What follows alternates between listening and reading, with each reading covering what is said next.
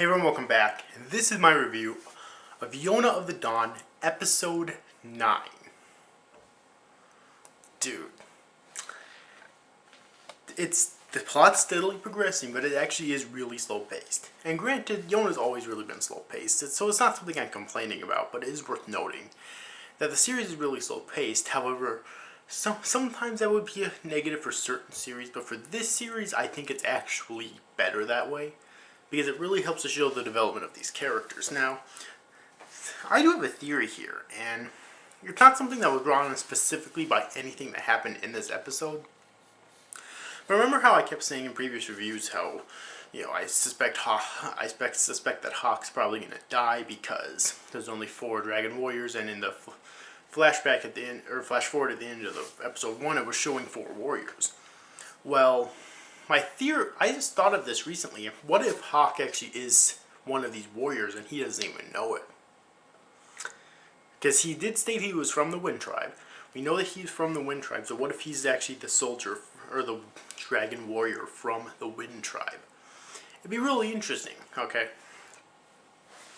If he actually was it, that'd be the only way I could see him not dying, though.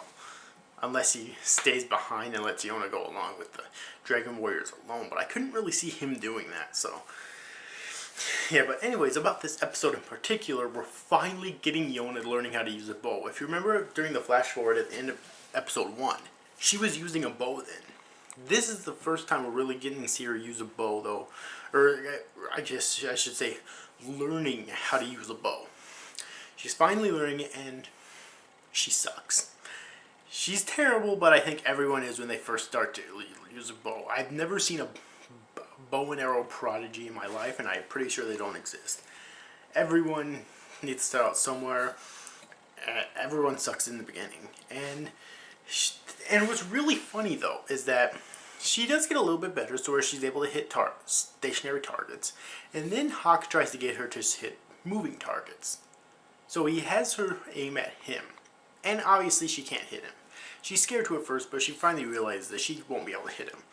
However, then Hawk says, imagine I'm Su-Wan, and she almost fucking hits him. She literally scrapes his fucking cheek, which just goes to show you how much she resents Su-Wan for doing what he did.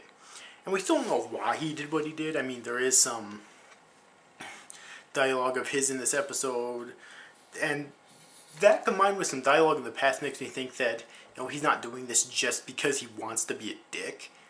I mean, but the actual reason, obviously, we just still don't know yet. Okay. And in terms of her really wanting to kill Su-Wan, earlier on in the episode, Hawk does ask Yona a very good question, which is, does she have the resolve to kill? Before he agrees to train her with using she wants a sword, but he gives her a bow and arrow instead. He asks her that because it's a very good question, and it's a question that's brought up in a lot of series like this. Does she have the resolve to kill? Okay, because her father was always against weapons. He hated violence. He was always against weapons. He was a kind king. Okay, which Su-Wan actually states in this episode isn't really a crime, but too much kindness can bring out the weakness and greed in others, which is very true. So, and Yona kind of took after him in that regard. She hated violence as well. But in order to protect herself, she has to be able to kill. Not just wound, because her enemies will not run away, as Hawk says in this episode. She has to be able to kill them. Okay? And something he says to Yona before they start training in this episode is actually really sad. He basically says, by giving you this bow, I'm going against my king's wishes, or something like that. And that actually makes sense, because this actually did happen a lot back in the olden times, where, in terms of kings and whatnot, where a warrior would make a pledge to a king, and that pledge becomes that warrior's entire life. Okay, but here's the thing. Hawk also pledged to keep Yona safe. Now, Hawk is extremely fucking strong, and he's extremely fucking badass. There's no denying that. But even he has his limits. There's only so much that he can do alone. That other kid accompanying him is pretty well useless. So, I mean, in order, with him it'd pretty much be like he has to choose which one of his pledges means the most to him. Because he couldn't have both. He realized that he couldn't have both. He had to pick one, and he picked the pledge to protect Yona. And in order to do that, he realized he had to teach her how to defend herself. But again, he even tells her it's not just in self-defense. She has to be able to kill people. And right now, I don't think she does unless it's Suban, obviously, because of that look on her face when she was pretending that Hawk was Suban.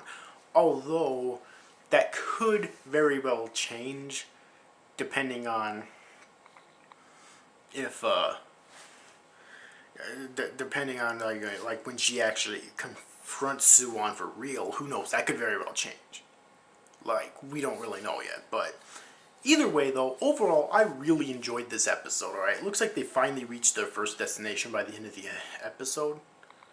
Alright, to find...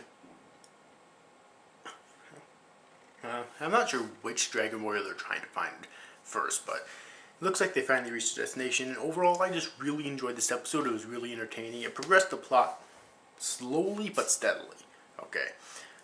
The animation was really good as always. The art, the music, all of that was really good as always. Voice acting, all of it. So tell me your thoughts about this episode in the comment section below. If you've yet to see this week's episode of Yona, then I definitely recommend that you do. I cannot wait until next week's episode. The episode was really good as always. I really enjoyed it, and I can't wait to see where it's going to go from here. Again, I'm really interested to see whether Hawk is actually going to die, or if he's actually one of the 4 Dragon Warriors.